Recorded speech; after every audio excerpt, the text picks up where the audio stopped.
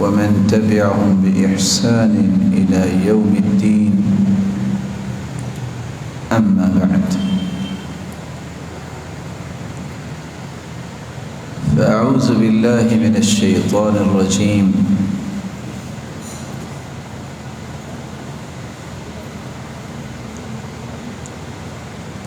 أمن هو قانت آناء الليل ساجدا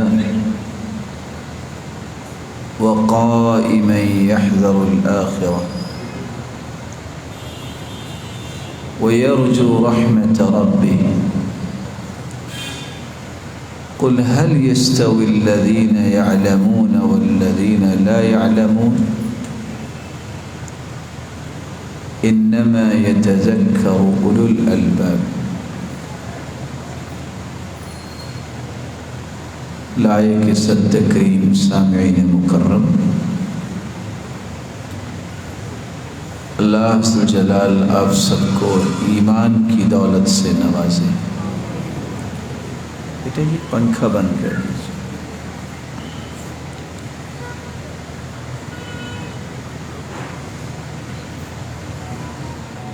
اللہ تعالیٰ کی نشانیوں میں سے ایک نشانی یہ بھی ہے، جس طرح کبھی دن ہوتا ہے کبھی رات ہوتی ہے، اس طرح کبھی سردیاں ہوتی ہیں اور کبھی گرمیاں ہوتی ہیں. یہ نظام خالق ہے، اور کس قدر خوبصورت یہ نظام ہے. انسان جو ہی سردی سے اکتاہٹ محسوس کرتا ہے تو گرمیاں شروع ہو جاتی ہیں. جب گرمی کی شدت اور حدت برداشت کرنے سے انسان عاجز آ جاتا ہے تو اللہ موسم کو ٹھنڈا کرنا شروع کر دیتے ہیں. اور کچھ موسم ایسا بھی ہوتا ہے اس میں نہ سردی ہوتی نہ گرمی. وہاں کتنے لوگ خواہش کر رہے ہوتے ہیں کو مزہ نہیں آ رہا، کسی ٹھنڈی جگہ پہ جانا چاہیے. کچھ کہہ رہے ہوتے ہیں نہیں مجھے تو سردی پسند نہیں ہے، میں گرمی برداشت کر لیتا ہوں. کچھ اس کے برعکس کہہ رہے ہوتے ہیں.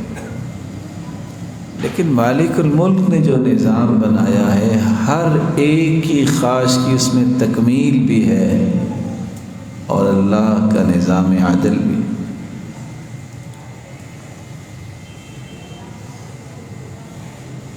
آج اس مجلس میں میں جس عنوان پہ گفتگو کرنا چاہتا ہوں وہ ایسا مبارک عنوان ہے جس کو عموماً ہم بھلا دیتے ہیں، اور وہ عنوان یہ ہے کہ اللہ ذو جلال نے دن بھی بنایا ہے رات بھی بنائی ہے. ظہر عصر کی نماز ہم روشنی میں پڑھتے ہیں، فجر اور مغرب کی اذان ہم اندھیرے میں پڑھتے ہیں. مغرب کے وقت بھی اندھیرا شروع ہو جاتا ہے، اور عشاء کی نماز ہم واقعتاً جب خاصا اندھیرا ہو جاتا ہے تو ہم نماز پڑھتے ہیں. اللہ تعالیٰ نے کچھ نمازیں صبح رکھی ہیں کچھ رات رکھی ہیں، اس میں بھی تو کوئی راز ہی ہوگا نا. جتنا بھی انسان نیک متقی پرہیزگار صاحب تقوی صاحب زہد و ورع اگر ظہر کی نماز پڑھتے پڑھتے اس سے رونا آئے تو شرما سا جاتا ہے کہ لوگ کیا کہیں گے. تو اللہ تعالیٰ نے کچھ نمازیں رات کو رکھ دی کہ منہ بگڑنے کے ڈر سے تم شرما گئے تھے، اب جتنا بگاڑو گے رو گے اتنا مجھے پیارا لگو گے. یہ ایک الگ بات ہے کہ آج ہم نے رات کو دن بنا دیا اور دن کو رات بنا دیا. رات کو بھی جو نماز پڑھ رہا ہوتا ہے تو 6-6 8-8 لائٹیں جلا کے پڑھتا ہے. وہ اصل وہ مقصد ہی ختم ہو جاتا ہے. اس مقصد کے لیے میں ایک حدیث آپ کی خدمت میں پیش کر دیتا ہوں. صلاۃ الرجل تطوعا حیث لا یراہ الناس. وہ نفلی نماز جو انسان ایسی جگہ پہ کھڑا ہو کے پڑھتا ہے جہاں اسے لوگ نہیں دیکھ رہے، اکیلا. تضاعف على صلاة على 25 صلاة حيث يراها الناس. لوگوں کے سامنے اگر 25 نمازیں پڑھیں، کتنے؟ آواز نہیں آئی. اور چھپ کے ایک نماز پڑھیں تو یہ ایک نماز 25 نمازوں سے زیادہ اجر والی. اب اندازہ کر سکتے ہیں کہ اللہ تعالیٰ نے آخر اس میں کوئی راز کیا رکھا ہو. اور یہی وہ حقیقت ہے جس سے بسا اوقات میں اور آپ کنارہ کر جاتے ہیں، ہمیں سمجھ نہیں آتی. اخلاص کہتے اس کو ہے کہ وہ اپنے عمل کے لیے لوگوں سے دلائل نہیں ڈھونڈتا. لوگ کہیں یہ مخلص ہے، لوگ جانیں یہ مخلص ہے. اللہ تطلب لعملک شاہدا غیر اللہ.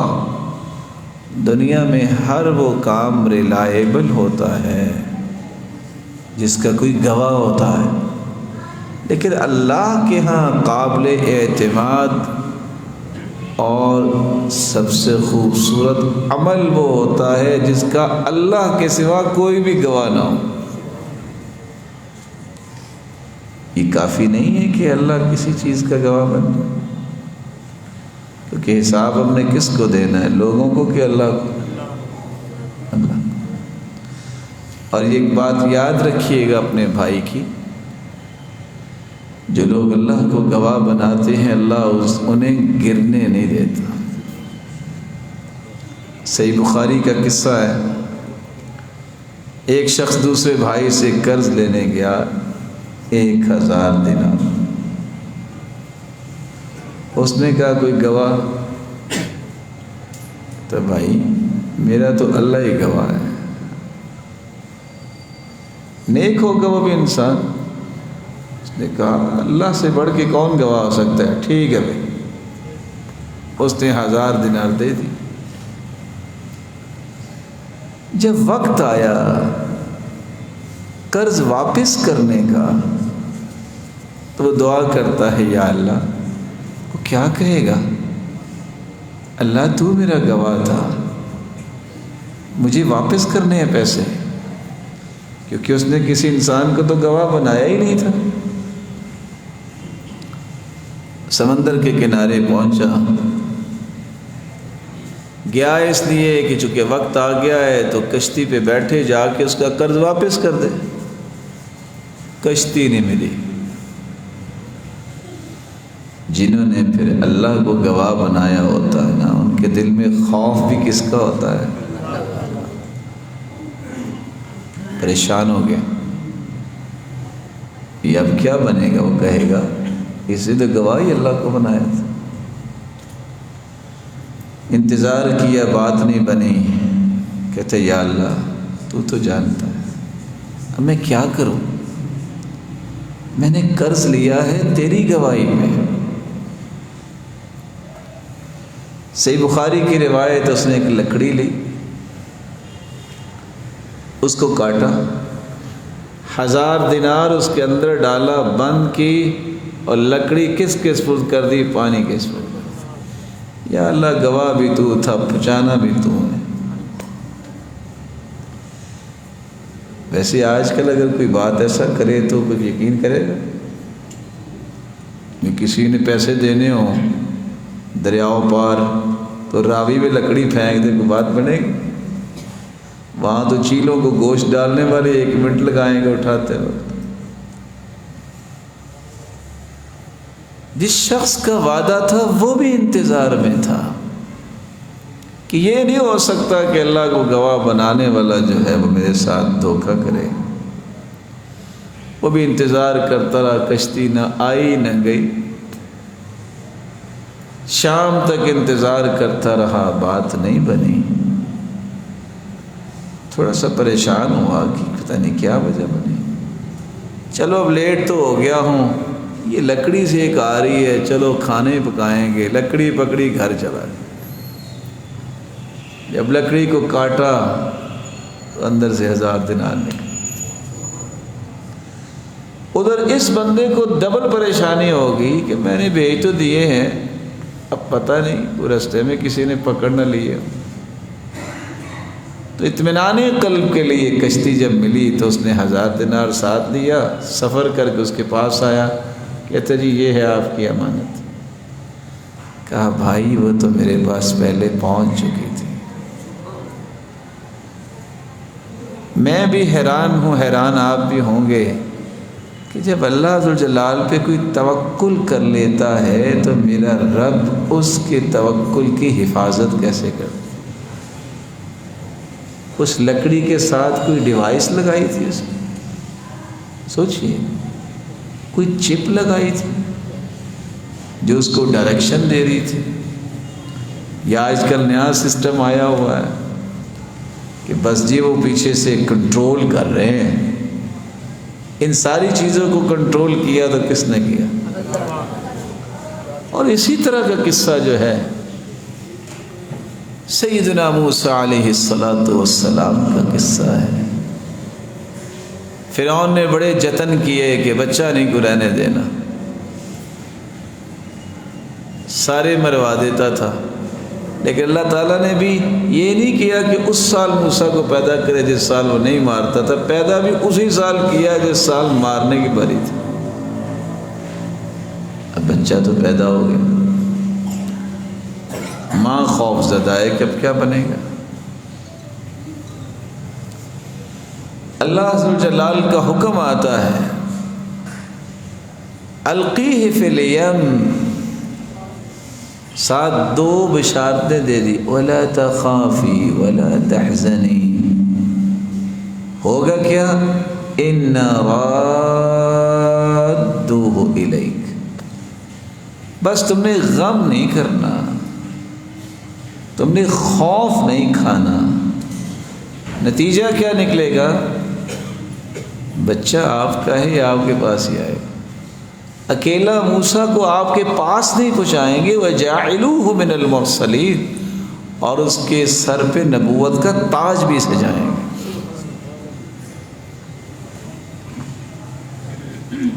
میرے علم میں نہیں، آپ پڑھے لکھے لوگ بیٹھے ہیں، کوئی ایسا صندوق ایجاد ہوا ہے جس میں کوئی جاندار چیز ڈال دیں اور سمندر کے حوالے کر دیں، وہ خود بخود ہی گھوم گھام کے واپس آ جائے؟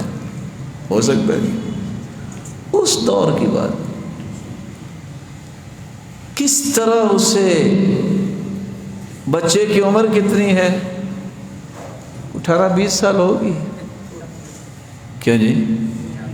موسیٰ علیہ السلام کی عمر کتنی تھی؟ 9 مولود بچہ۔ کون ہے جو اس کی سرپرستی کر رہا ہے؟ ماں تو گھر میں ہے، بہن کو کہا بیٹی کو ذرا اس کا خیال رکھنا، وہ دیکھ رہی ہے صندوق کدھر جا رہا ہے، نہ اس کے ہاتھ میں نہ کسی اور کے ہاتھ میں۔ وہ صندوق ڈوب بھی سکتا ہے، پانی بھی اس کے اندر آ سکتا ہے، لیکن میرا مالک جس کو رکھنا چاہے دنیا کی کوئی طاقت اس سے نقصان دے سکتی۔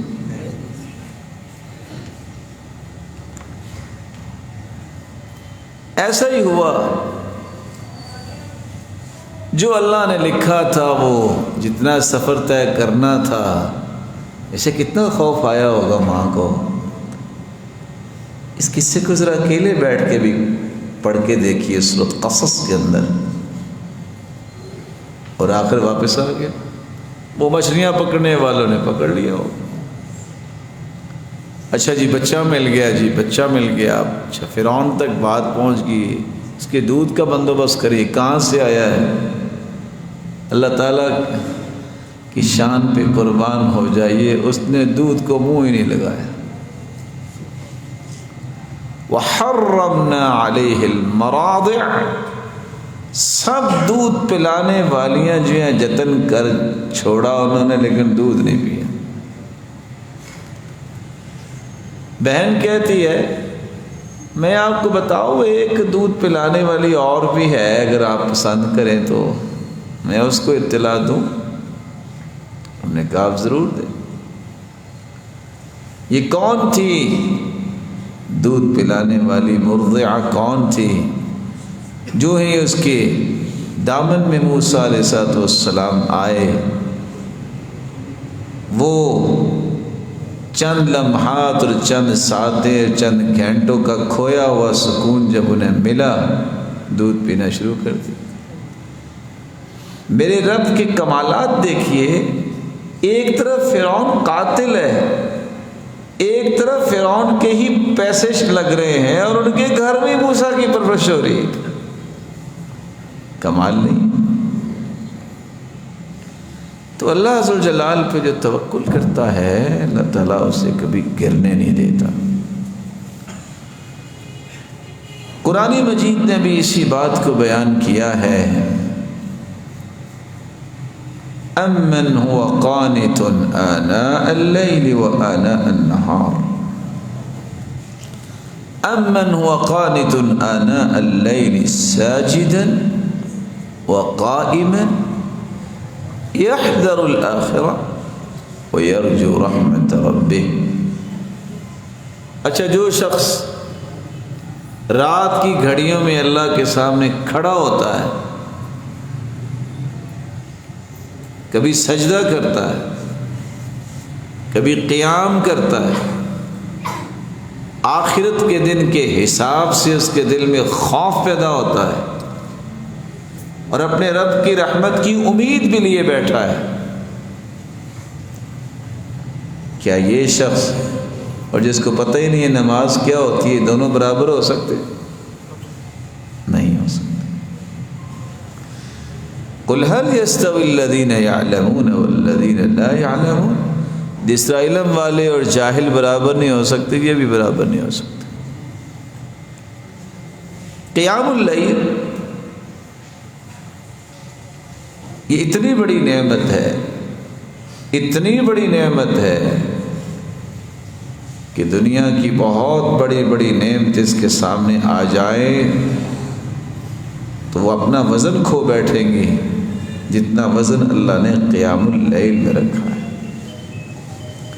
اس لیے اللہ تعالیٰ نے فرمایا إِنَّ نَاشِئَةَ اللَّيْلِ هِيَ أَشَدُّ وَطْئًا وَأَقْوَمُ قِيلًا إِنَّ لَكَ فِي النَّهَارِ سَبْحًا طَوِيلًا۔ یہاں ایک اور بات بھی اللہ تعالیٰ نے بیان کر دی جو میرے اور آپ کے لیے سمجھنے کے لیے۔ اللہ نے دن بنایا ہے محنت کرنے کے لیے، کوشش کرنے کے لیے، سبحًا طویلا، لمبی دوڑ دھوپ۔ رات بنائی ہے آرام کرنے کی۔ جو بات 1400 سال پہلے اللہ نے اتار دی ہے کہ رات اللہ نے سباتہ بنایا ہے سکون کے لیے، لباسہ بنایا ہے، لباس سے انسان کو راحت ملتی ہے۔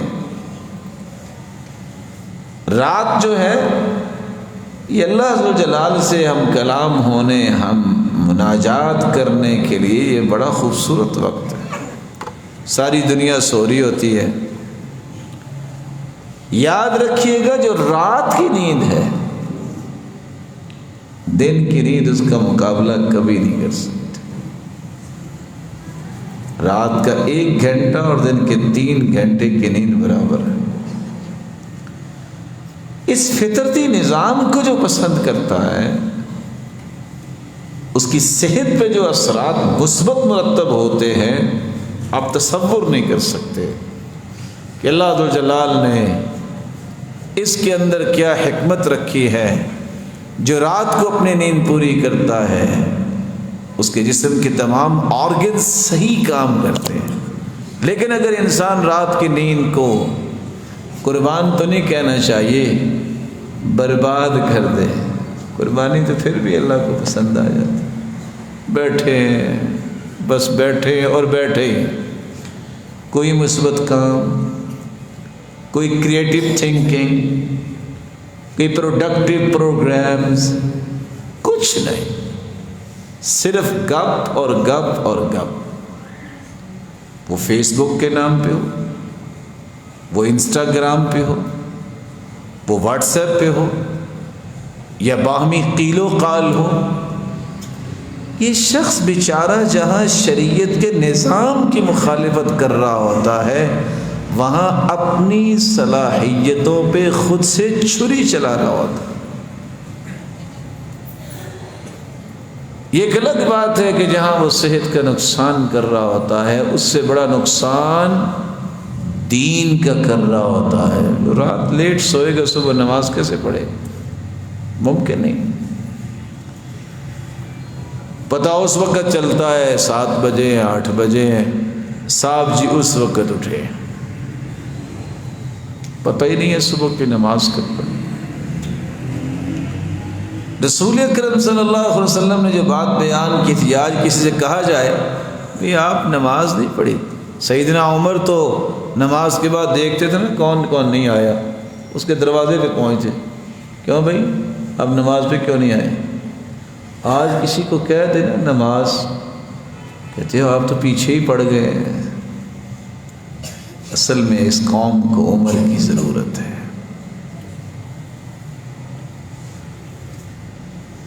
رسول اکرم صلی اللہ علیہ وسلم نے فرمایا منافق کی نشانی یہ ہے، الذین تثاقلت رؤوسهم عن الصلاة، جن کے سر نماز کے وقت بھاری ہو جاتے ہیں. ہو سکتا ہے میری رائے ناقص ہو، لیکن اللہ کی قسم اس رائے کو آپ خود بھی تجربہ کر کے دیکھیے گا. جو راحت صبح کی نماز میں انسان کو ملتی ہے وہ کسی نماز میں نہیں ملتی. بالکل خالی ذہن، تازہ دم، جی نہیں کرتا کہ انسان جو ہے اس کو چھوڑے. وہ راحت انسان کو نصیب ہوتی. رسول اللہ صلی اللہ علیہ وسلم اس لیے صبح کی نماز میں 60 سے 100 آیتیں پڑھتے. کتنی آیتیں؟ نہیں سمجھ آئی. آج کی 60 سے 100 آیتیں امام پڑھ کے دیکھے، اگلے دن چھٹی. ہاں یہی بات. آپ تراویح کو دیکھ لیجیے، جہاں کو قرآن ٹھہر کے پڑھے گا کہیں گے بس جی اس سال تو نہ پھنس ہی گئے ہیں. اور جہاں وہ یعلمون تعلمون کی بس آواز آتی ہے، باقی پتہ نہیں کیا پڑھتا ہے، تو باہر نکل کے کال کریں گے، لو تو ہم نے پتہ نہیں کون سا قاری منتر رکھا ہوا ہے. ہم تو فارغ بھی ہو گئے. ان سے اگر پوچھتے ہیں نا بھی کیا پڑھا ہے، کچھ پتہ نہیں. بھی اللہ عز و جلال کو جو وقت دیتے وہ تسلی کے ساتھ دو. آپ اپنی جان پہ بھی ظلم کرتے ہیں جب آپ جلدی جلدی کھانا بھی کھاتے ہیں. اگر دل لگا کے کھانا بھی نہیں کھاتے وہ جزو بدن نہیں بنتا. ہم یہ سمجھتے ہیں کہ یہ جو 32 دانت ہیں چلو ان سے کم نہ ملے، شاید پیٹ میں بھی کوئی دانت ہوں گے، حالانکہ پیٹ پہ تو کوئی دانت نہیں. یہ کام ان دانتوں سے کروا کے آگے بھیجو تاکہ وہ نظام انہضام کا حصہ بنے. آپ جب علم گلم کھائیں اور کہیں کہ نہیں ویسے ہو نگل لیں، اور کہے کہ پیٹ والے دانت اس کو چھوٹا کریں گے، توڑیں گے، اس کو پیسیں گے، پھر یہ خوراک بنے گی، وہ خوراک نہیں بنے گی بلکہ فوڈ پوائزنگ ہوگی. اور آپ کو 1-2 انجیکشن لگوانے پڑیں گے کہ کم از کم یہ تو ہضم ہو جائے، باقی کے لیے پھر دیکھتے ہیں. ہر چیز کا ایک نظام اللہ نے بنایا ہے. عبادت کرو، سکون سے انجوائے کرو. آپ سونا چاہتے ہیں، یہ عبادت بن جائے گی، باوضو کے سو جاؤ.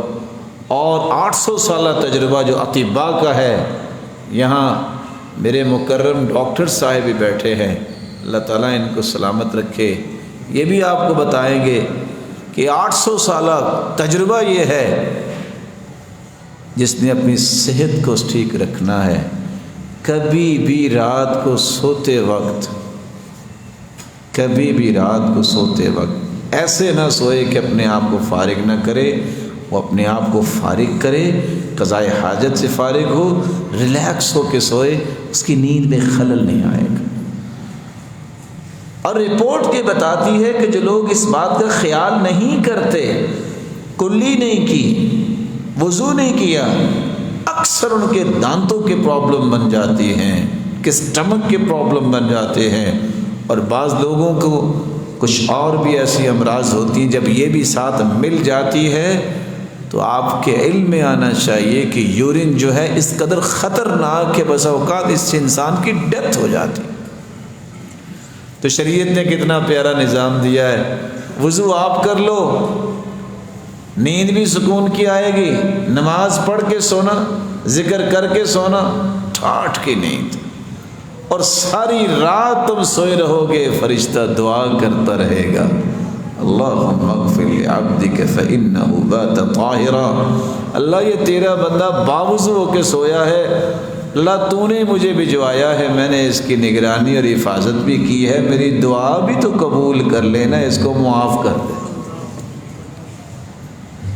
آپ سوتے وقت کسی کو بھی دعا کہہ کے سوئیں، وہ بھی سو جائے گا، آپ بھی سو جائیں گے، دعا کون کرے گا؟ یہاں وضو کر لیں تو آپ کہیں نہ کہیں ساری رات فرشتہ دعا کرتے۔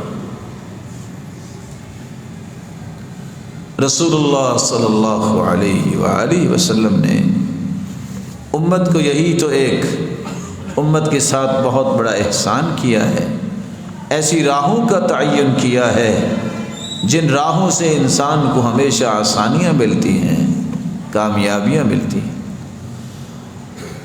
وہ قیام اللیل جس کے بارے میں آپ نے چند باتیں بطور تمہید سنی ہیں، یہ اتنی مبارک نماز ہے جس کو تہجد بھی کہتے ہیں، رات کا قیام بھی کہتے ہیں۔ اللہ تعالیٰ نے قرآن مجید میں فرمایا ہے کہ کسی نے سچا مومن دیکھنا ہو، اس کی علامت یہ ہے کہ وہ رات کی نماز کا شوق رکھتا ہے۔ انما یؤمن بآیاتنا الذین اذا ذکروا بها خروا سجدا وسبحوا بحمد ربهم وهم لا يستكبرون تتجافى جنوبهم عن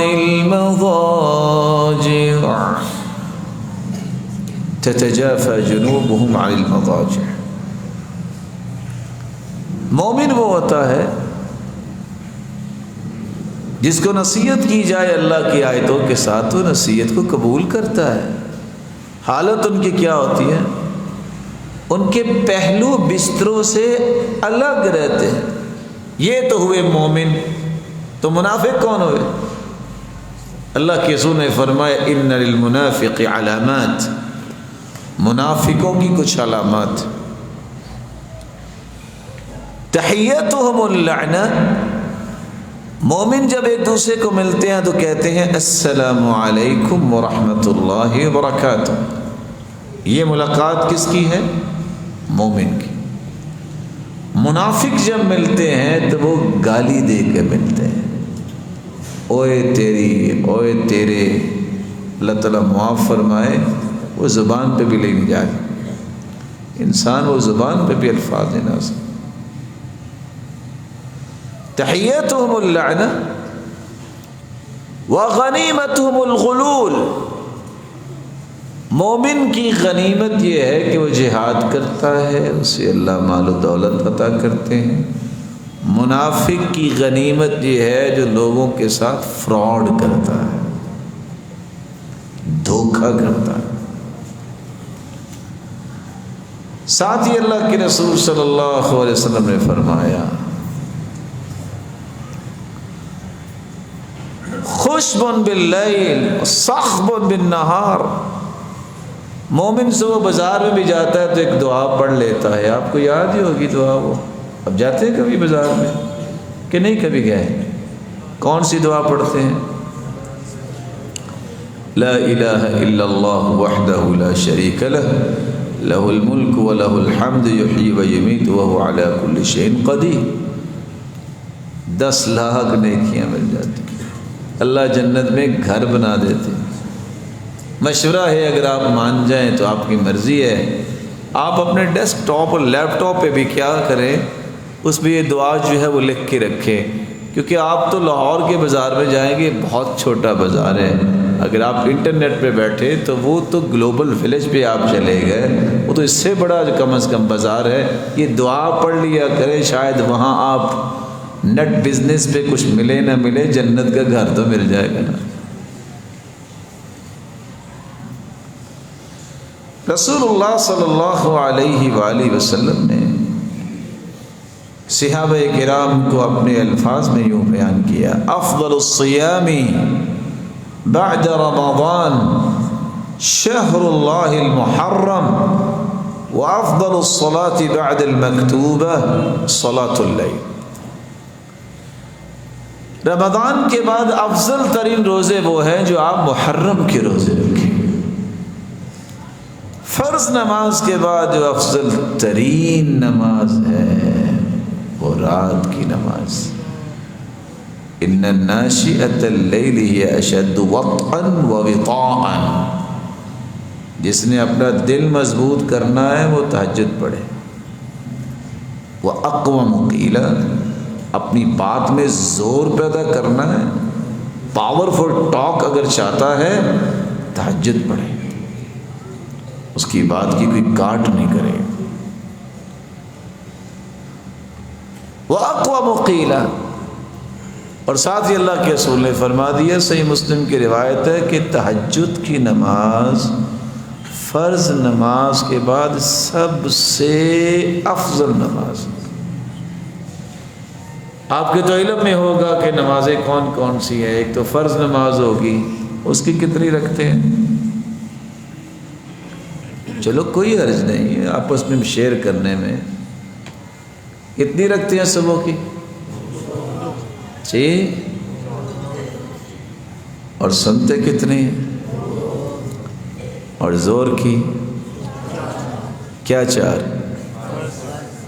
اور سنتے ہیں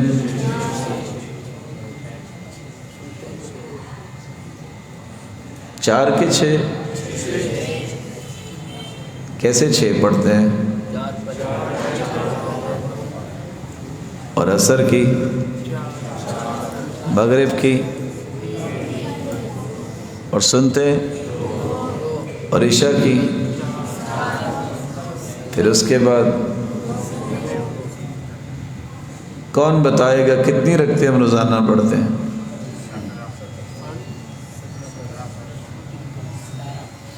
17 فرض اور سنتیں کتنی پڑھتے ہیں؟ 12 اور 17 کتنے ہو گئے؟ 2. یہ کہہ رہے ہیں 39. اللہ آپ کو سلامت رکھے.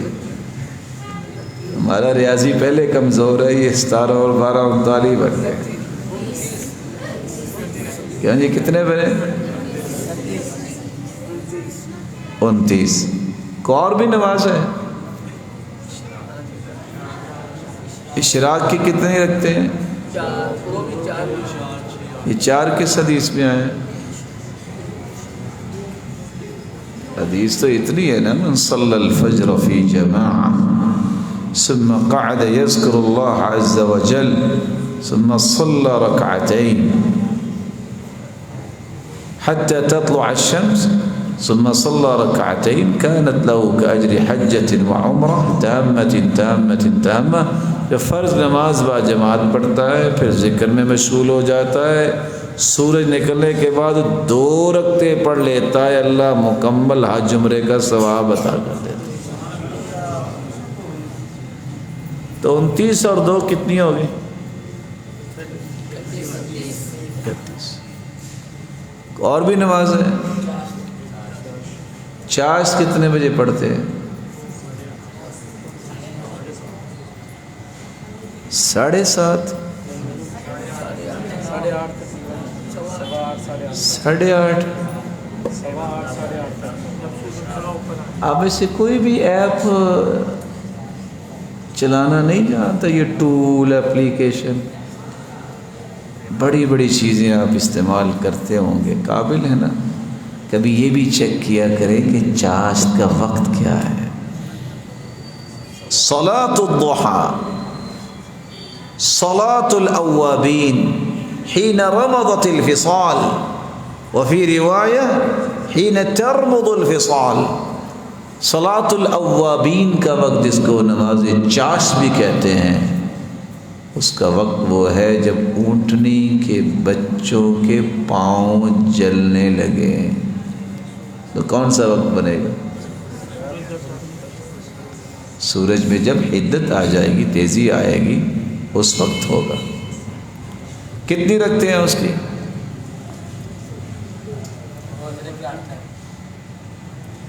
6 میرے محترم،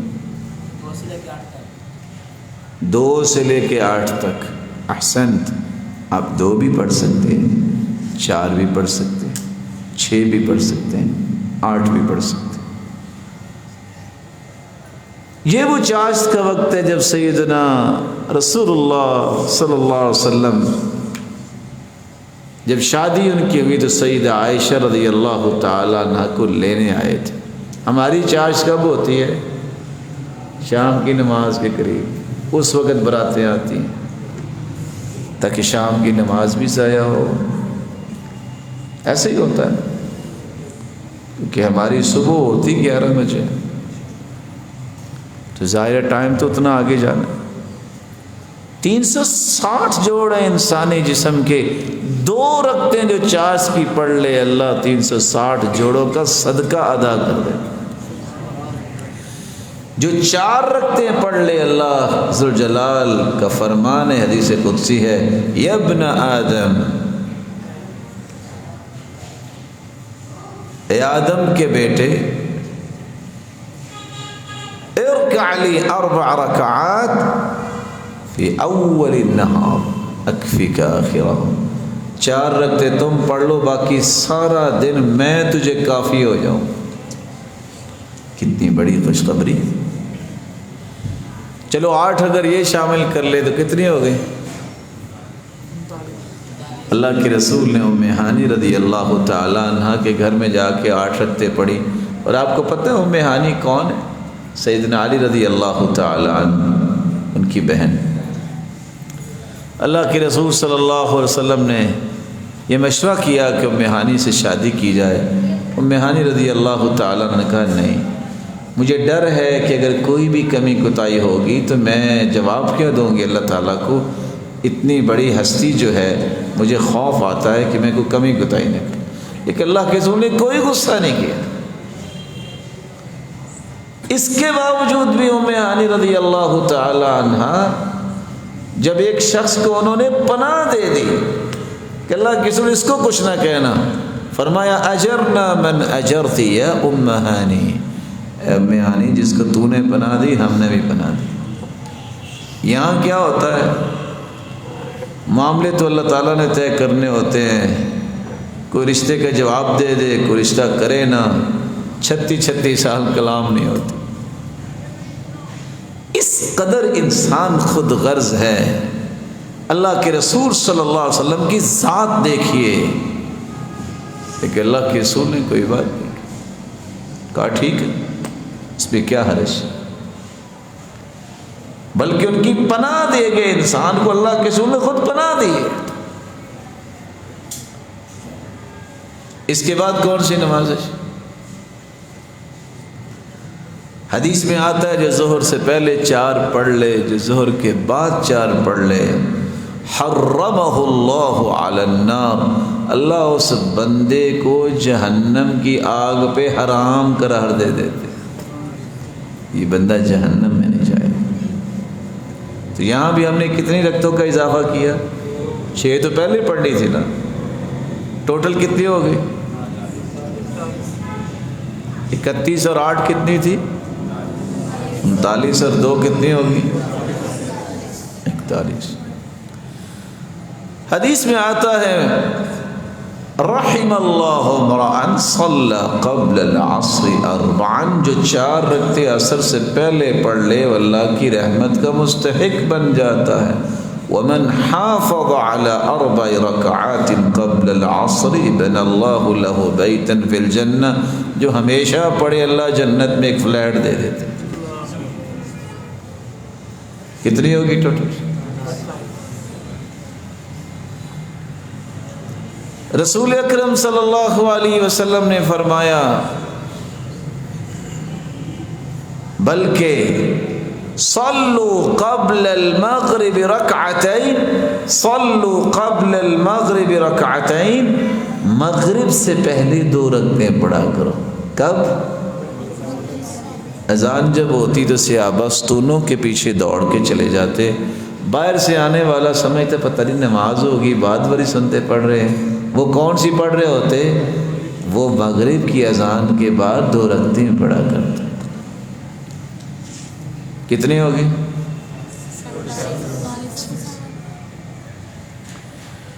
رسول اکرم صلی اللہ علیہ وسلم کے صحابی بیان کرتے ہیں جس کا حکم مرفوع ہے، جو عشاء کے بعد 4 رکعتیں پڑھ لیتا ہے گویا اس نے لیلۃ القدر میں 4 رکعتیں پڑھی۔ طریقہ کیا ہے؟ عشاء کی 4 رکعتیں پڑھی ہے، اس کے بعد جو 2 پڑھنی ہے 2 نہ پڑھو 4 پڑھ لو، اسی طرح ہی اجر کتنا ملے گا؟ جیسے لیلۃ القدر۔ یہاں کتنا اضافہ کیا؟ بولے 2 کا، ٹوٹل کتنی ہوگی؟ 49۔ رسول اللہ صلی اللہ علیہ وآلہ وسلم کا عمل یہ تھا، کان رسول اللہ صلی اللہ علیہ وسلم لا يزيد في رمضان ولا في غير رمضان على 11 رکعہ، 11 رکعتیں اللہ کے رسول رمضان میں پڑھتے تھے اور 11 ہی غیر رمضان میں پڑھتے تھے، 8 رکعتیں اور 3 وتر، ٹوٹل کتنے ہو گئے؟ 60 رکعتیں۔ کبھی تو زندگی میں یہ رکعتیں پڑھنی چاہیے، پڑھیں گے انشاءاللہ۔ اللہ عز و جلال ہمت و توفیق سے نوازے۔ رسول اللہ صلی اللہ علیہ وآلہ وسلم پر قرآن نازل ہوتا ہے، اللہ تعالیٰ اپنے پیارے بندوں کی شان بیان کرتے ہوئے تیسرا وصف بیان کرتے ہیں، وَالَّذِينَ يَبِيتُونَ لِرَبِّهِمْ سُجَّدًا وَقِيَامًا، جو عباد الرحمن ہوتے ہیں وہ رات کو قیام بھی کرتے ہیں اور سجدہ بھی کرتے ہیں۔ منافقوں کے لیے لفظ میں بول رہا تھا، مومن جو ہے وہ رات کو قیام اور سجدہ کرتے ہیں، اور منافق بازاروں میں شور کرتے ہیں اور رات کو ایسے پڑے ہوتے ہیں جیسے لکڑی پڑی ہوئی ہے، خوش بن باللہ۔ مومن اول وقت میں نماز پڑھتا ہے، باجماعت پڑھنے کی تمنا رکھتا ہے، اور منافق لا یأتون الصلاة الا دبرا، وہ ہمیشہ نماز لیٹ ہی آتے۔ یہ فیصلہ کر سکتا ہے انسان کہ کون مومنوں کی صف میں ہے اور کون ہے جو نہ چاہتے ہوئے بھی کہیں منافقوں کی صف میں نہ کھڑا ہو گیا۔ رسول اللہ صلی اللہ علیہ وسلم نے فرمایا، علیکم بقیام اللیل فإنه دأب الصالحین قبلکم وهو قربة إلى ربکم ومکفر للسیئات ومنہاة للآثام ومطردة للداء علیہ۔ جیسے قیام اللیل کو لازم پکڑو، کیا ہوگا؟ یہ پہلے نیک لوگوں کی عادت تھی، یہ اللہ کی قربت کا ذریعہ ہے، اس سے اللہ گناہ معاف کر دیتے ہیں بلکہ گناہوں سے دور کر دیتے ہیں، انسان گناہوں کے قریب نہیں جاتا۔ تہجد کے لیے اللہ تعالیٰ اس میں قوت پیدا کر دیتے ہیں۔ جسمانی بیماریوں کو بھی دور کر دیتے۔ اس لیے اگر کسی کے لیے کوئی زیادہ پرابلم بن جائے، ایک ہفتہ تجربہ کر کے دیکھ لے، تہجد میں سورۃ البقرہ پڑھ کے دیکھ لے، اللہ تعالیٰ دور فرما دے۔ رسول اللہ صلی اللہ علیہ وآلہ وسلم نے ایک اور بات بھی صحابہ کرام کو سمجھائی۔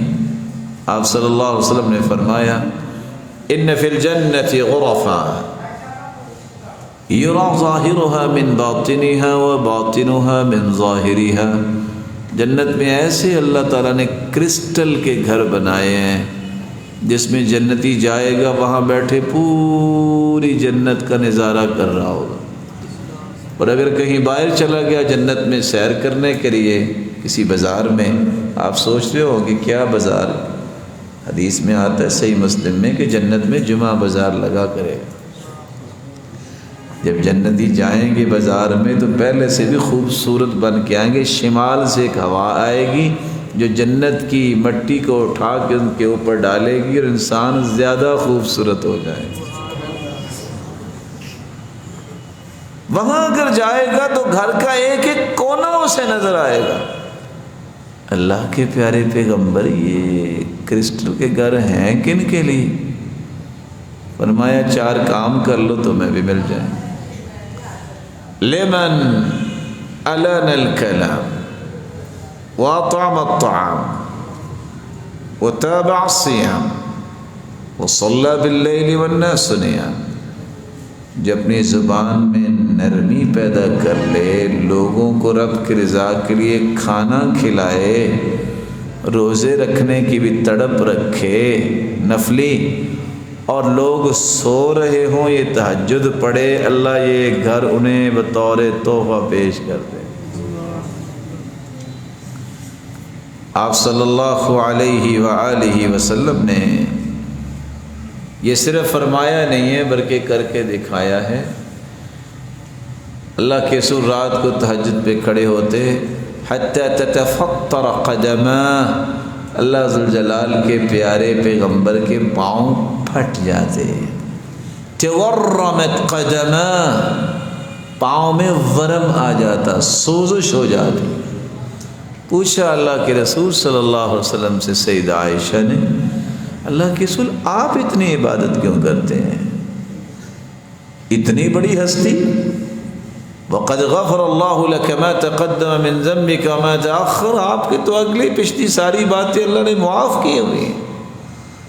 فرمایا فَلَا أُحِبُّ أَنْ أَكُونَ عَبْدًا شَكُورًا، اللہ نے جب مجھے پوری کائنات سے اعلیٰ بنایا ہے تو میرا شکر بھی تو اتنا اعلیٰ ہی ہونا چاہیے نا، میرا شکر بھی تو ویسے ہونا چاہیے۔ رسول اللہ صلی اللہ علیہ وآلہ وسلم نے فرمایا اللہ ذوالجلال 3 لوگوں کو بہت پسند کرتے ہیں۔ جب بھی اللہ تعالیٰ ان 3 لوگوں کے ان عمل کو دیکھتی ہیں تو اللہ دیکھ کے تبسم فرماتے ہیں، مسکراتے ہیں۔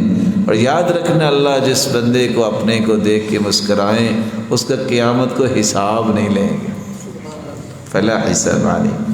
ان میں سے ایک شخص وہ ہے جس کو اللہ نے بچے بھی دیے، بیوی بھی ہے، نرم و ملائم بستر بھی ہے، وہ رات کو نہ بستر کا خیال کرتا ہے نہ بیوی بچوں کا خیال کرتا ہے، وضو کرتا ہے، اللہ کے سامنے کھڑا ہو جاتا ہے۔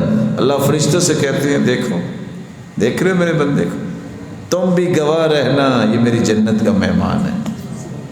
اور کیسی جنت؟ دوسری روایت کو بھی ساتھ ملاؤ، بغیر حساب کے، کیونکہ اللہ مسکرا دیتے ہیں اس بندے کو۔ رسول اللہ صلی اللہ علیہ وآلہ وسلم نے یہ خوشخبری دی ہے جو شاید ہمارے جیسے کمزوروں کے لیے ہو۔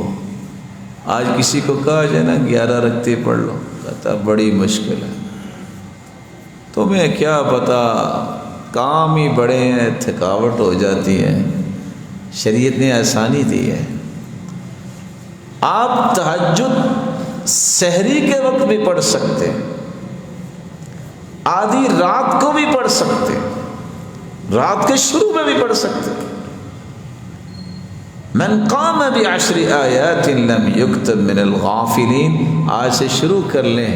اگر 8 رکعتیں نہیں پڑھی جاتی تو 2 رکعتوں سے شروع کر لیں. آج میں 2 رکعتیں پڑھوں گا، 1-2 دن بعد 4 کر لوں گا، پھر میں 6 کر لوں گا، اور پھر میں 8 پڑھ لوں گا. آپ کو کچھ بھی یاد نہیں ہے. حدیث کے الفاظ ہیں، جو 10 آیتیں پڑھ لیتا ہے اللہ ذوالجلال کے سامنے کھڑا ہو کے اللہ ذوالجلال اس کا غافلوں میں سے نام کاٹ دیتے، غفلت کا شکار نہیں ہو. رسول اللہ صلی اللہ علیہ وآلہ وسلم نے کس خوبصورتی سے صحابہ کرام کو یہ بات بھی سمجھائی. آپ اگر سحری کے وقت نہیں اٹھ سکتے، آپ کے پاس مزید 5 آپشن ہیں. مشکل ہے نا سحری کے وقت اٹھنا. کیا آپ آدھی رات کو نہیں پڑھ سکتے؟ اکثر لوگ 12 بجے کے بعد سوتے. میں شہر کی بات کر رہا ہوں، دیہاتی تو بیچارے سا جاتے ہیں. کیا آپ عشاء کی نماز کے بعد نہیں پڑھ سکتے؟ یہ دوسرا آپشن. تیسرا آپشن کیا ہے؟ رات کو جو پڑھنا چاہتے ہیں آپ نہیں پڑھ سکے، سو گئے. صبح سورج نکلنے کے بعد سرے کے ظہر کی نماز تک آپ 12 رکعتیں پڑھ لیں 11 کی بجائے، اللہ اجر تہجد کا ہی دے گا. تیسرا آپشن. چوتھا آپشن بھی اللہ نے دیا ہے اپنے پیغمبر کے ذریعے. رات باوضو ہو کے سو جاؤ، نیت کر کے سو جاؤ، سوئے ہی رہے، بیدار ہی نہیں ہوئے، صبح تک پڑھ ہی نہیں سکے. اللہ فرشتوں سے کہتے ہیں سویا ہی رہا ہے نا، چلو اس کی تہجد لکھ دو. نیت تو کی تھی نا اس نے، نیت تو کی تھی نا اس نے.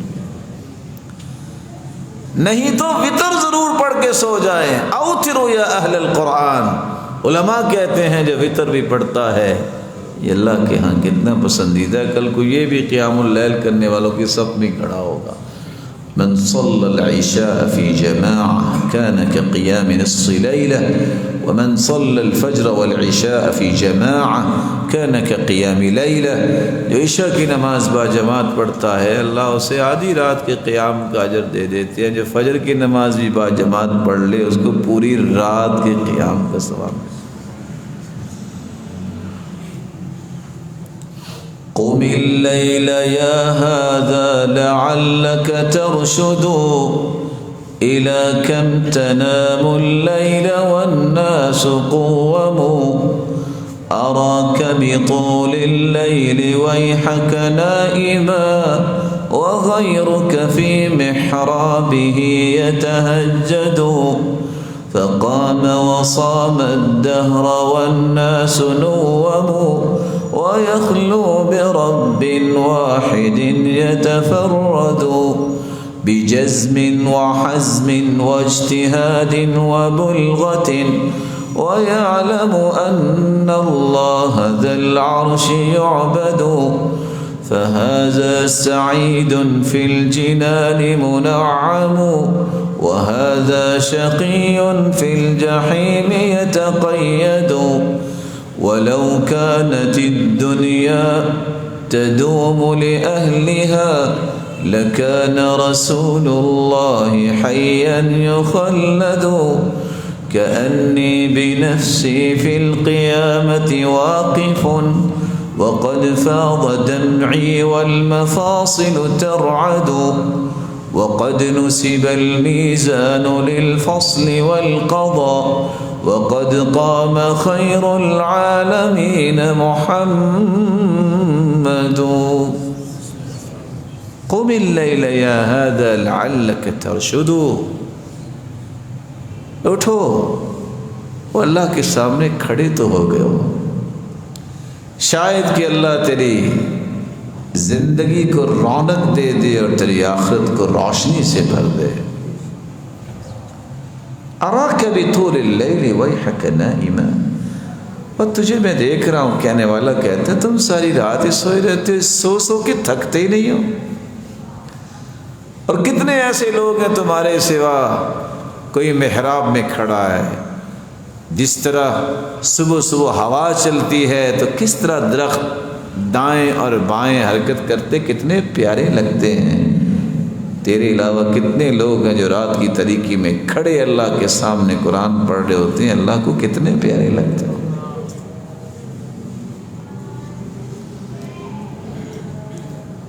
جو روزہ رکھتا ہے اور تہجد پڑھتا ہے، اصل میں وہ اللہ ذوالجلال کا خوف اسی دل میں ہوتا ہے۔ اللہ پھر اسے قیامت کو کوئی خوف نہیں دیں گے۔ وہ جانتا ہے کہ اللہ کے سوا کوئی عبادت کے لائق نہیں، جنتوں میں نعمتیں بھی تو یہی لوٹے گا نا۔ اور جو نماز پڑھتا ہی نہیں ہے، فرض نماز بھی نہیں پڑھتا، ظاہر ہے اسے جہنم میں کڑیاں لگائی جائیں گی۔ لیکن یاد رکھنا، اگر دنیا میں کسی کو بقا ہوتی تو اللہ کے رسول کو بقا ہوتی، لیکن وہ بھی اللہ کے پاس چلے گا۔ تو کس امید سے بیٹھے ہو؟ اچھا پڑھوں گا، بوڑھا ہوں گا، تب کوئی کام نہیں ہوگا تو چلو تہجد پڑھ لیں گے۔ تو اللہ بڑھاپے سے پہلے لے گیا تو پھر کیا کریں؟ پھر کیا کریں؟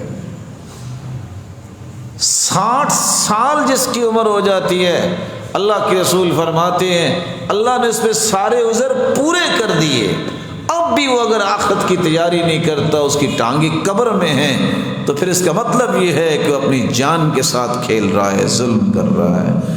کیونکہ اعمار امتی ما بین 60 الی 70، اللہ کے رسول نے فرمایا میری امت کی جو عمر ہوگی وہ 60 سے 70 کے درمیان ہوگی۔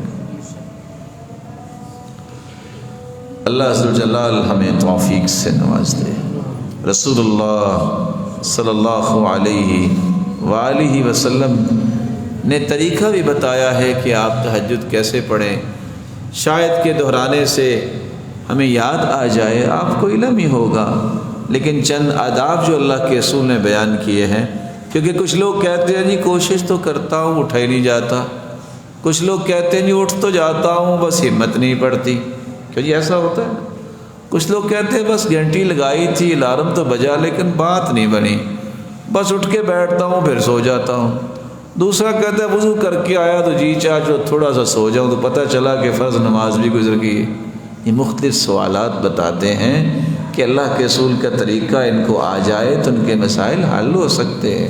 طریقہ کیا ہے؟ میرے ساتھ رہیں گے انشاءاللہ؟ کر دیں بیان؟ لگتا ہے تھک گئے ہیں۔ کوئی ہے میں اس کو دبا دوں جو تھکا ہوا ہے؟ آپ میرے ساتھ ہیں انشاءاللہ؟ اگر کوئی سچی تمنا رکھتا ہے کہ وہ تہجد پڑھے تو اس کے لیے پہلا کام یہ ہے کہ وہ رات کو سنت کے مطابق جلدی سو جائے۔ 4 لوگوں کو اجازت ہے، وہ اجازت وہ استعمال کر سکتے ہیں۔ علم والے لیٹ ہو سکتے ہیں، اللہ کے رسول صلی اللہ علیہ وسلم کے صحابہ بھی سیکھتے تھے، اور امام احمد بن حنبل وہ رات ساری ایک دوسرے سے علمی مذاکرہ کرتے رہتے، اور سیدنا ابو ہریرہ رات کا ایک پورا حصہ صرف حدیثیں یاد کرنے میں گزارتے۔ اجازت امت کے لیے اگر آپ نے کچھ سوچ بنانی ہے کہ امت کیسے بلند ہو سکتی ہے تو آپ لیٹ ہو سکتے ہیں، کیونکہ اللہ کے رسول بھی اور سیدنا ابوبکر بھی آپس میں مشورہ کرتے، رات لیٹ تک اور گئے تک یہ باتیں ہوتی رہتی۔ جائز ہے۔ اگر آپ کے پاس کوئی مہمان آ گیا ہے تو اس کی خاطر تواضع کرنے کے لیے آپ لیٹ ہو سکتے ہیں کہ وہ آیا ہے، پریشان نہ ہو، اس کو کھانا کھلا کے اس کو لٹا کے آپ ہی سو جائیں۔ من تطیب خاطر المرأة، اور چوتھی اجازت یہ ہے کہ زوجین جو ہے وہ لیٹ ہو سکتے ہیں۔ اگر آپ کے پاس یہ عذر نہیں تو آپ کو اگر سنت سے پیار ہے تو آپ کو جلدی سونا چاہیے۔ یہ پہلا طریقہ ہے جس سے آپ تہجد کے لیے تیار ہو سکتے ہیں۔ اور اس کے ساتھ ہی دوسرا طریقہ ملا لیجئے جو شاید کہ آپ کے لیے نیا ہو۔ حدیث میں آتا ہے قیلوا فإن الشیطان لا تقیل، قیلولہ کیا کرو، شیطان قیلولہ نہیں کرتا۔ قیلولہ کیا ہوتا ہے؟ ظہر سے پہلے کچھ دیر اپنے آپ کو ریلیکس کرنا، ظہر کے بعد فیلولہ ہوتا ہے، اور آج کی سائنس بھی یہ بتاتی ہے کہ اونلی 26 منٹ 26 منٹ اگر آپ اپنے آپ کو لٹا لیں تو اس سے آپ تہجد کے لیے اپنے آپ کو تیار کر سکتے ہیں۔ دوسرا کام، آپ نے جب سونا ہے تو سونے سے پہلے آپ باوضو ہو کے سو جائیے۔ تیسرا کام، اذکار کر کے سو جائیے۔ چوتھا کام، نیت بھی کر کے سوئیے۔ نیت کر لیں گے، سوئے رہیں گے، تہجد پھر بھی لکھی جائے گی۔ آپ سوچ رہے ہوں گے کہ الارم کا نام نہیں لیا، کیونکہ صحابہ کے دور میں موبائل نہیں تھے، ٹائم پیس نہیں تھے، ان کا یہاں سے الارم جو ہے نا وہ ان کو اٹھاتا تھا، یہ دل کے اندر تھا۔ ہاں کوشش کر دیکھیے، الارم بھی لگا لے، لیکن نیت کر کے سوئیے، دعا کر کے یا اللہ یہ لذت مجھے بھی عطا کر دے۔ آپ سو گئے ہیں، رسول اللہ صلی اللہ علیہ وآلہ وسلم کی سنت کے مطابق آپ اگر ذکر کر کے سوئے ہیں، سورۃ الملک ضرور پڑھیے، یہ قبر کے عذاب سے انسان کو بچاتی۔ تو پہلا کام ہم نے کیا کہا؟ اکٹھے آگے چلے نا۔ پہلا کام کیا کرنا؟ دوسرا کام جی، تیسرا کام، چوتھا کام ذکر کر کے سونا ہے، اور پانچواں کام نیت کر کے سونا۔ آپ سو گئے، اگر اللہ نے آپ کی نیت کو پسند کر لیا کہ واقعتاً یہ مجھ سے ہم کلام ہونا چاہتا ہے، میرا مالک ضرور اٹھائے گا۔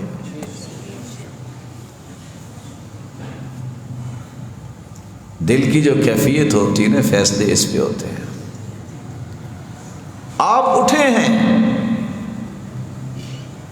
بہت سارے اٹھنے کے بعد بھی فیل ہو جاتے ہیں، شیطان نہیں ان کو اٹھنے دیتا۔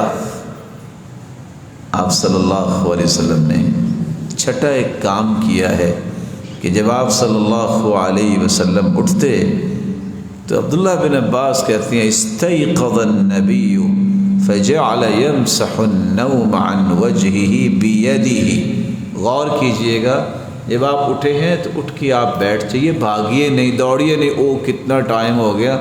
یہ افراتفری نا دین میں نہیں ہے۔ بڑے آرام سے، تحمل سے، سکون سے، وقار سے۔ ہم کس کے لیے اٹھے ہیں؟ اللہ کے۔ آپ اٹھ کے بیٹھیے، الحمدللہ الذی احیانا بعدما اماتنا والیہ النشور، الحمدللہ الذی رد علی روحی وعافانی فی جسدی واذن لی بذکری۔ دعائیں پڑھی ہیں اور اوپر سے آنکھیں بند ہوگی۔ آپ سنت کے مطابق کیا کریں؟ دونوں ہاتھوں سے 3 مرتبہ اپنے چہرے پہ لگائیں تاکہ نیند دور ہو جائے۔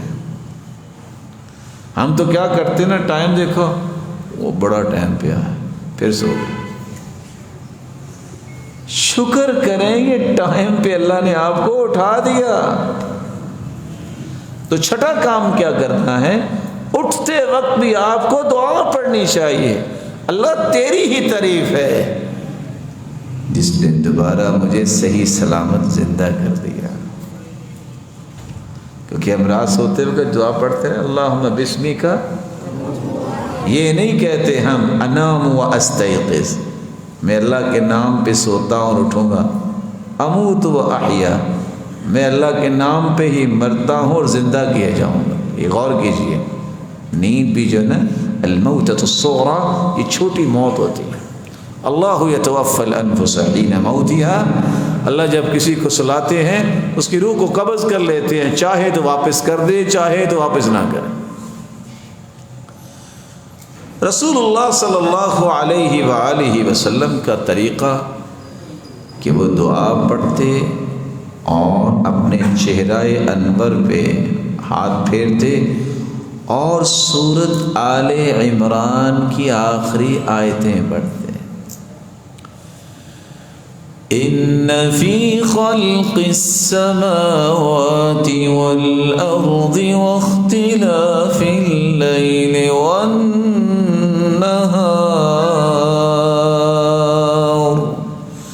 لآیات لأولی الالباب۔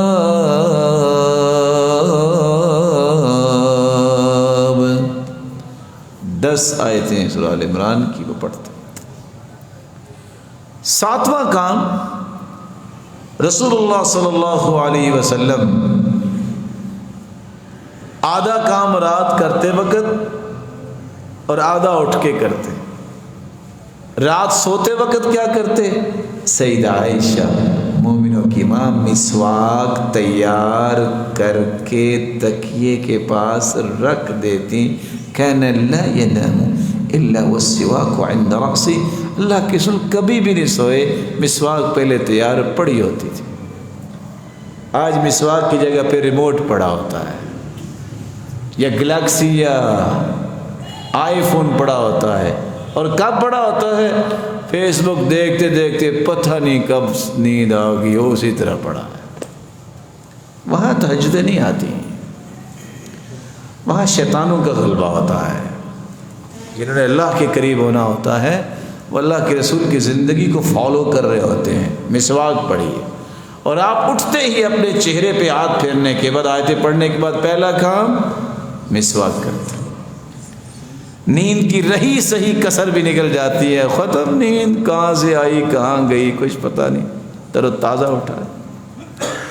رسول اللہ صلی اللہ علیہ وسلم نے فرمایا تھا، طیبوا افواہکم فإنہا طرق القرآن، اپنے منہوں کو صاف ستھرا رکھا کرو، یہ قرآن کے راستے ہیں۔ آپ حیران ہوں گے یہ حدیث سن کے، فرشتوں کی کوئی خوراک نہیں، لیکن بندہ جب مسواک کر کے کھڑا ہو جاتا ہے تو فرشتہ جو ہے وہ پہلے چکر لگاتا ہے، مسواک کی ہوئی ہے قریب ہو جاتا ہے، یہاں تک کہ اپنے ہونٹ پڑھنے والے کے ہونٹوں پہ رکھ دیتا ہے۔ جو قرآن کی تلاوت کرتا ہے کرنے والا، وہ فرشتے کی خوراک بن جاتا ہے۔ لیکن اگر اس نے مسواک نہ کی ہو تو وہ قریب نہیں آتا، پیچھے رہتا ہے۔ 7واں کام یہ ہے کہ آپ مسواک کا اہتمام کریں۔ ہو سکتا ہے کہ میرا محترم بھائی سوچ رہا ہو برش بھی تو کیا جا سکتا ہے، آپ کر سکتے ہیں، منع نہیں کر رہے ہیں، لیکن یاد رکھنا مسواک کا آلٹرنیٹ نہیں ہے۔ یہ مسواک کرنا سنت ہے، اور جو اس کے فوائد ہیں آپ تصور نہیں کر سکتے، وہ دندانوں سے آپ کو فوائد نہیں ملیں گے۔ خصوصاً پیلو کے درخت کی مسواک اللہ کے رسول کو پسند تھی، اور اس میں آج تو طب نے بھی کتنی بڑی باتیں لکھ دی ہیں کہ کس طرح انسان کے مسوڑوں کی یہ ورزش کروا دیتی ہے، اور کس طرح اس کے خون کی سرکولیشن ٹھیک کر دیتی ہے، اور کس طرح انسان کے ان دانتوں کو تر و تازہ رکھتی ہے، اور مسوڑوں میں کسی قسم کی کمپلیکیشنز اگر ہوں تو یہ مسواک اس کو دور کرتی ہے، جبکہ برش یہ نہیں کر سکتا۔ 8واں کام جو رسول اللہ صلی اللہ علیہ وآلہ وسلم نے کیا ہے،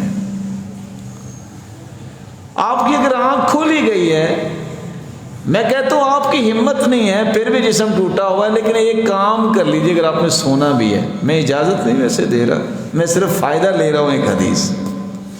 آپ کی آنکھ کھلی، آپ صرف اتنا کہہ دیں سبحان اللہ والحمد للہ ولا الہ الا اللہ واللہ اکبر ولا حول ولا قوة الا باللہ، یہ 5 کلمے کہہ کے جو من میں آئے دعا کر دینا، اللہ وہ پوری کر دے گا۔ لیکن میں آپ سے گزارش کروں گا، دعا کرنی ہے تو یہ کرنا، یا اللہ میرے والدین کو جنت الفردوس عطا کر دے، اللہ ان کو صحت دے دے، اللہ مجھے ہدایت پہ رکھنا، اللہ میری اولاد کو نیک بنانا۔ اس سے بڑی کوئی دعا نہیں ہے۔ جب یہ ہو گئے نا تینوں کام، باقی ساری چیزیں آ جائیں گی۔ اللہ اپنا تقرب عطا فرمانا، اپنے سے دور نہ کرنا، جو بھی آپ دعا کریں گے اللہ رد نہیں کرے گا۔ آپ صلی اللہ علیہ وآلہ وسلم نے جو ایک 8واں کام کیا، یہ نہیں کیا جیسے آج کل کے نوجوان جب حدیث سنتے ہیں، اللہ ان کو سلامت رکھے، کہتے ہیں آج میں نے تہجد پڑھنی ہے، اللہ اکبر، پارا شروع کر دیا، پہلی 2 رکعتیں پارا پڑا، بعد میں بیٹھ کے دبانے لگ گئے، کہتا جی تھک ہی گئے ہیں۔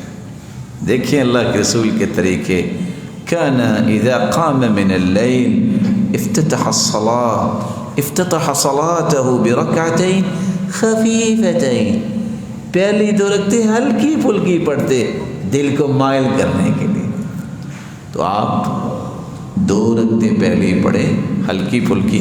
کیا کریں؟ حدیث آپ نے سن لی ہے، 10 آیتیں پڑھ لیں۔ 10 آیتوں سے کیا مراد ہے؟ قل اعوذ برب الفلق، قل اعوذ برب الناس، 2 صورتیں پڑھ کے سلام پھیر دیں۔ 11 آیتیں ہیں 2 صورتوں کی، حدیث میں آتا ہے جو 10 آیتیں پڑھ لے اللہ اسے غافلوں میں نام نہیں رہنے دیتے، کاٹ دیتے۔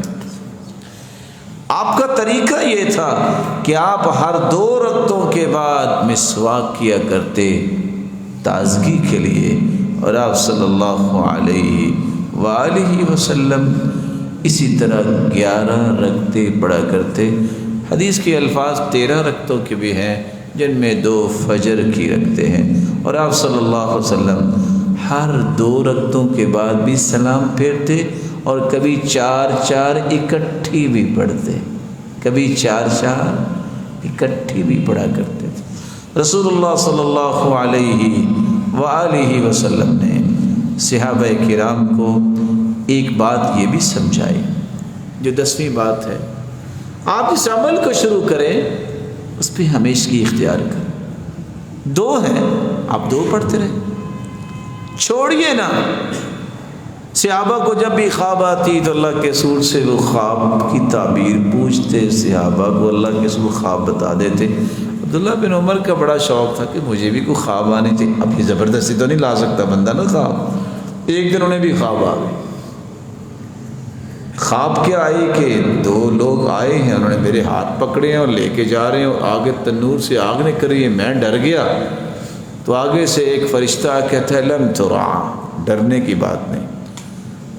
صحابہ کے ساتھ سامنے پیش ہوئے کہ خواب کی تعبیر پوچھتے ہیں، صحابہ کی باتیں لمبی ہوگی، وقت نہیں ملا۔ سیدہ حفصہ جو ان کی بہن تھی، ان کے گھر چلے گئے کہ اللہ کے رسول سے میری خواب کی تعبیر پوچھ دیجئے۔ تو اللہ کے رسول سے جب پوچھا سیدہ حفصہ نے، تو اللہ کے رسول نے 4 کلمات سے خواب کی تعبیر کر دی۔ فرمایا نعم الرجل عبد اللہ لو کان یصلی من اللیل، عبداللہ بہت اچھا بندہ ہے، کاش کہ تہجد پہ پابندی کر لیں۔ یہ 4 کلمات اتنے تھے، 84 سال ان کو ملے۔ پھر ان کے غلام نافع کہتے ہیں کسی ایک رات میں بھی انہوں نے تہجد چھوڑی نہیں۔ ان کو نا ایک دن پھر خواب آ گئی، کہتے اللہ کے رسول صلی اللہ علیہ وسلم خواب کی تعبیر کیجئے، میں جنت میں گیا ہوں، ریشم کا ایک ٹکڑا ہے، میں اس کے اوپر بیٹھ گیا ہوں، تو جدھر میں چاہتا ہوں وہ جنت میں اسی طرح مجھے ٹکڑا اڑا کے لے جاتا ہے۔ فرمایا نعم الرجل عبد اللہ لو کان یصلی من اللیل، عبداللہ بہت اچھا ہے اگر وہ رات کی نماز پڑھا کرے۔ یہ وہ نتیجہ ہے تہجد پڑھنے والے کا کہ وہ جنت میں پھر اسی طرح کی خوبصورت زندگی گزارے گا۔ رسول اللہ صلی اللہ علیہ وسلم نے ایک بات 10ویں یہ بھی سمجھائی ہے، اذا نعس احدکم فی الصلاۃ فلیرقد، اگر تم نماز پڑھ رہے ہو اور اونگ آ رہی ہے، نہیں، آپ آرام سے لیٹ جاؤ۔ دین کتنا پیارا ہے، آپ اونگ رہے ہیں، نماز پڑھ رہے ہیں، نہیں، اٹھو اور آرام سے سو جاؤ۔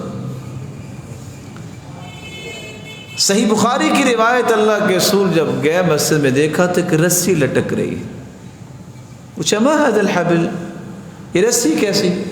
قالوا حبل لزینب فاذا فترت تعلقت به، یہ زینب رضی اللہ تعالیٰ عنہ نے رسی لٹکائی ہے، اور رات کو تہجد پڑھتی ہیں، جب تھک جاتی ہیں تو اس سے سہارا لیتی ہیں۔ قال لا، حلو، اس کو کھولو، یصلی احدکم نشاطا، ایکٹیو ہو تو نماز پڑھو. وَإِذَا فَطَرَ فَلْيَقْعُدْ، تھک گئے ہو، اونگ آ رہی ہے، سو جاؤ. دین کے اندر تشدد نہیں ہے. من چاہی عبادت جو ہے یہ چونکہ نفل ہے، اس لیے اپنے اوپر اس طرح کا تشدد نہ کرو کہ فرائض سے بھی چھٹی ہو جائے. کچھ لوگ کہتے ہیں میں تہجد پڑھ رہا تھا، بس لیٹا، آنکھ لگی، پتہ چلا کہ 8 بجے ہوئے، تو فرض کدھر گئے؟ فرض نماز وہ اس سے زیادہ قیمتی ہے. اس لیے ایک بات یاد رکھیے کہ رمضان میں جو آپ کو دیکھنے کو ملا، کچھ لوگ رات کو رو رہے ہوتے ہیں تہجد میں، تراویح میں. اچھی بات ہے اگر اللہ کا خوف ہے، لیکن زور کی نماز پڑھنے نہیں جاتے، گرمی بہت ہے. میرے بھائی ساری رات تم تہجد میں اور تراویح میں روتے رہو. یہ رونا جو ہے، ظہر کی نماز تم اگر مسجد میں جا کے پڑھتے ہو، ایک قطرہ پسینے کا آتا ہے، یہ ساری رات کے رونے سے مہنگا ہے، کیونکہ یہ فرض نماز ہے، یہ نفل ہے. یہ فرق رکھنا ضروری ہے. اور اللہ کے رسول صلی اللہ علیہ وسلم نے جو 10ویں بات بتائی، اس میں ایک راز بھی ہے. راز یہ ہے، صحیح بخاری اور مسلم کی روایت ہے، لعلہ یذهب یستغفر فیسب نفسہ. اگر آپ اونگ رہے ہوں گے تو پڑھتے رہیں گے تو تم تو استغفار کرو گے، کہیں اپنے آپ کو تم بد دعائیں نہ دے رہے ہو، گالی نہ دے رہے ہو. وہ بھلا کیسے؟ آپ تصور میں لائیے کہ اگر آپ بیٹھے ہیں ایک سجدہ کر کے تو کون سی دعا پڑھنی چاہیے؟ بولیے، رب اغفر لی، رب اغفر لی، جو صحیح مسلم کی روایت. اور دوسری روایت بھی ہے، یاد ہے کسی کو؟ اللہم اغفر لی وارحمنی، باقی جو الفاظ ہیں. اب پہلے لفظ کو لے لیجیے. اگر آپ تازہ دم ہیں، رب اغفر لی، اے میرے رب مجھے معاف کر دے. کتنی پیاری دعا ہے. اللہم اغفر لی، اے اللہ مجھے معاف کر دے. اور آپ اونگ رہے ہیں تو کیا پڑھیں گے؟ اللہم اغفر لی. اگر غائن کو عین بنا دیں کہ اس کا مطلب ہوگا یا اللہ مجھے ہلاک کر دے. یہی بات اللہ کے رسول سمجھا رہے ہیں. اگر آپ کو اونگ آ رہی ہے، اگر آپ تھک گئے ہیں تو آپ لیٹ جائیں. قرآن پڑھتے ہیں، اللہ سے ہم کلام ہوتے ہیں تازہ دم ہو کے. اپنے اوپر اس قدر تشدد کرنے سے اللہ کے رسول نے منع کر دیا. ہلک المتنطعون، رسول اللہ صلی اللہ علیہ وسلم نے فرمایا جو اس طرح تکلفات میں پڑھنے والے ہلاک ہو جائیں. بلکہ آپ نے فرمایا جب رات کو کوئی کھڑا ہو کے پڑھ رہا ہو، فاستعجم القرآن علی لسانی، اس کی صحیح ادائیگی قرآن کی زبان پہ نہیں آ رہی، اس لیے کہ تھکاوٹ ہے، اونگ آ رہی ہے. فلم یدری ما یقول، اس کو پتہ ہی نہیں چل رہا میں کیا پڑھ رہا ہوں. فلیضطجع، اسے چاہیے کہ وہ سو جائے. 11ویں بات بھی یاد رکھنی چاہیے. کچھ لوگ بڑے ہی نرم مزاج ہوتے ہیں، کہتے ہیں بس میں نہیں جنت میں جانا ہے، بیوی بچے نہ بھی جائیں تو کیا حرج ہے. لمبے سفر نہ اپنوں کے ساتھ کرتے ہیں، اکیلے نہیں کرتے ہوتے. اس لیے اللہ کے رسول تہجد پہ سیدہ عائشہ کو بھی اٹھایا کرتے تھے. قومی یا عائشہ فاوتری، عائشہ تم بھی اٹھو اور تہجد پڑھو. آپ آواز دیتے ایقظوا صواحب الحجرات، ان حجروں والیوں کو اٹھائیں، لکھی یصلین، یہ بھی نماز پڑھیں. آپ صلی اللہ علیہ وسلم کا مزاج یہ تھا. تو مہمان بھی آیا ہوتا تو اس بات کا خیال رکھتے. ہم تو کہتے ہیں نا چلو جی مہمان ہیں کیا کہنا ہے. روایت بتاتی ہے جس کو سامنے رکھتے ہوئے کہنے والے کہتے ہیں کہ بچے چونکہ لاڈلے ہوتے ہیں، اگر ماں لاڈ کے ساتھ اس کو سیدھا کرنا بھی چاہے تو خالہ خراب کر دیتی، باپ کرنا بھی چاہے تو پھپھو خراب کر دیتی. کیوں؟ آپ لاڈ کریں گے اجر ملے گا، لیکن کم از کم نماز چھڑانے کا لاڈ نہ کریں، اس پہ اجر نہیں گناہ ملے گا. بس اتنی سی بات. نماز پہ کوئی کمپرومائز نہیں.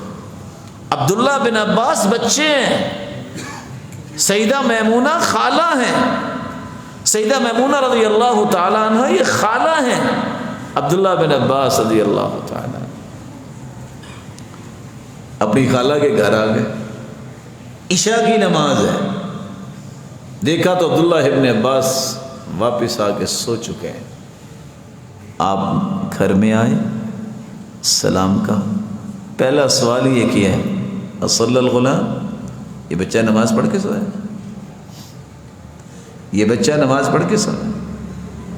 یہ مزاج ہے جس کو آج ہم سمجھنے سے قاصر ہیں اور اپنے ہاتھ سے اپنی اولادوں کو ذبح کر دیتے ہیں، ان کی ہڈیوں میں نماز کی محبت آتی نہیں۔ یہ اللہ کے رسول کا اخلاق ہے، اس سے بڑی محبت کیا ہے کہ آپ اپنی اولاد کو جہنم سے آزاد کروا دیں؟ اس سے بڑی محبت کیا ہے کہ آپ جنت کے انہیں وارث بنا دیں۔ رسول اللہ صلی اللہ علیہ وسلم نے اس لیے فرمایا تھا، مروا اولادکم بالصلاۃ وہم ابناء 7 سنین، 7 سالہ بچے کو نماز کا حکم دو۔ وَاضْرِبُوهُمْ عَلَيْهَا إِذَا بَلَغُوا 10، 10 سال کا ہو جائے پھر بھی نماز نہیں پڑھتا، اس کو مار کے پڑھاؤ۔ ہم تو ہو چکے، بادشاہ بھی کہتے ہیں نا مار نہیں پیار، اچھی بات ہے، نہیں مارنا چاہیے، لیکن نماز کے معاملے میں اللہ کے رسول نے حکم دے دیا ہے، اس کے بغیر گزارا نہیں۔ ایک ماں کہتی ہے شیخ سے کہ شیخ کیا کروں، فجر کی نماز پہ میرے بچے اٹھتے نہیں ہیں۔ کہا تم ٹھیک نہیں کہہ رہے۔ اس نے اگریسو ہو کے کہا کہ یہ کیا ہوا، میں ٹھیک کیوں نہیں کہہ رہی؟ کہا بس ایک سوال کا جواب دے دو، اگر تیرے بچے کے کمرے میں آگ لگ جائے تو کیا کرو گی؟ کہا اجرہ، تو میں تو اس کو کھینچ کے نکالوں گی۔ کہا دنیا کی آگ سے بچانے کے لیے کھینچ کے نکالو گی، جہنم کی آگ سے بچانے کے لیے تم یہ نہیں کر سکتی۔ بس فرق اتنا ہے، فرق اتنا ہے۔ اگر سچی محبت ہے تو نماز پہ کوئی کمپرومائز نہ کرو، ان کو پیار دو، ان کی خواہشات اچھی جو ہیں پوری کرو، ان کو خوشیاں دو، سب کچھ، لیکن نماز پہ کمپرومائز نہ کرو۔ یا آپ اپنی اولاد کے ساتھ سچا پیار کریں گے کہ ان کی ہڈیوں میں نماز اس طرح چلی جائے، آج تمہاری آنکھیں بند ہو جائیں تو اس گھر میں اسی طرح وہ تہجد پڑھتے نظر آئیں۔ کس طرح امام شعبہ جب فوت ہوئے ان کی بہن رونے لگ گئی، پوچھا بہن کیوں رونے لگی ہو؟ کہا لگتا ہے کہ آپ سے فراق ہو رہا ہے، آپ کے فراق میں رو رہی ہوں۔ کہا سنو، یہ سامنے ستون دیکھ رہی ہو، یہاں ستون کے پاس بیٹھ کے میں نے 18,000 مرتبہ قرآن ختم کیا ہے۔ رونے کی کیا بات ہے؟ باپ کو دیکھا بیٹے نے کہ باپ دنیا سے جا رہا ہے، رونے لگ گیا۔ کہا بیٹا کیوں رو رہے ہو؟ سب نے جانا ہے، لیکن ایک بات یاد رکھنا بیٹا، اس گھر میں میں نے آج تک گناہ نہیں کیا، بیٹا جب تک اس گھر میں رہنا کوئی گناہ نہ کرنا۔ یہ ہے اولاد اور یہ ہیں وہ والدین جو میرے اور آپ کے بھی نمونہ ہیں۔ اپنی اولادوں کے ساتھ احسان کرو، ان کی اچھی تربیت کرو اور ان کو نمازوں کے ایسے پابند بناؤ، تبھی یہ تمہارے درجات کی بلندی کا باعث بنیں گے۔ اس اولاد کا کیا فائدہ کہ باپ دنیا سے چلا جائے، اس کو یہ بھی پتہ نہیں کہ دعا کیا کرنی ہے، وہ جنازہ نہ پڑھا سکے، وہ دعا نہ کر سکے، وہ غسل نہ دے سکے، اس کو یہ پتہ نہیں ہے کہ کیا کرنا ہے، زندگی کے معاملات کیسے چلانے ہیں۔ اولادوں کے ساتھ احسان کرو، اور یاد رکھنا جس نے اپنی اولاد کو نیکی پہ نہیں لگایا وہ دنیا میں بھی روتا ہے اور قیامت کو بھی روئے گا۔ دو ہی کام ہیں، یا اچھی تربیت کر لو یا پوری زندگی دکھوں اور غموں اور مصیبتوں رونے کے لیے تیار ہو جاؤ، دونوں میں سے ایک راستہ اختیار کر لو۔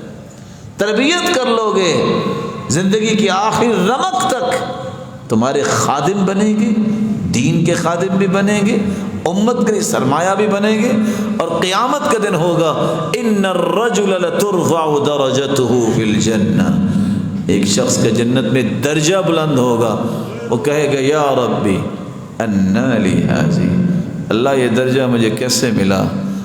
جواب ملے گا باستغفار ولدک لک اور میرے بندے تیرے بچے نے دعا کی تو تیرے درجے بلند کر دیے۔ اللہ سب کی اولادوں کو نیک بنائے۔ تو انشاءاللہ آج سے آپ ابتدا کریں گے نا، بڑی لمبی راتیں ہوگی، کریں گے انشاءاللہ۔ اللہ تعالیٰ آپ کو توفیق سے نوازے اور آپ سب کو صحت سے نوازے اور عزت و برکت سے نوازے۔ جتنے یہاں تشریف فرما ہے مولا کریم سب کو اپنی قربت نصیب فرما، سب کو رحمتوں سے نواز، سب کی اولادوں کو نیک بنا، اور جس طرح تیرے گھر میں جمع ہے اللہ ان کو جنت الفردوس میں بھی جمع فرما، اپنے محبوب کی رفاقت نصیب فرما اور اپنے دیدار کا مستحق بنا۔ وآخر دعوانا الحمدللہ۔